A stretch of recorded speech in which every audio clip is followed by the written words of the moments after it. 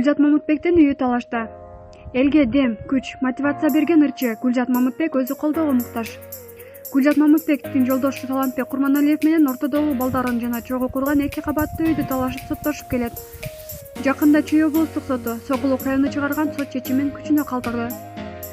Гүлзат Мамытбек ажырашып кеткен жолдошу Талантбек Курманкуловдун ага колу тийгени тууралуу арыз менен укук коргоочуларга кайрылган. Эскерте кетсек, ушул жылдын башында Гүлзат Мамытбек мурунку күйөөсүнө калган балдарын ала албай жатканын жазып, ыйлаган видеосу тараган.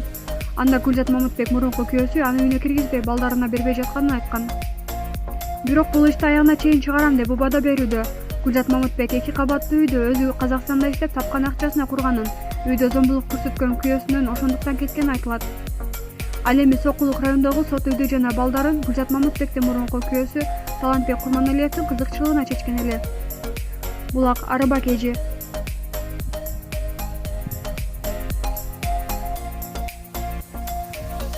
Асель Кадырбекова экинчи ирет кош бойлубу.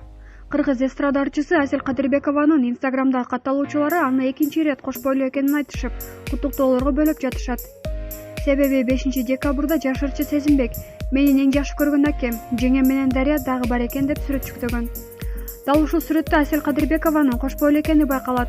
Айрымдал бул эки сүрөттешсе, кээ бири акыркы ирет жүктөгөн сүрөттөрүндө Асель толуп баратат, себеби кош бойлуу деп божомолдошууда.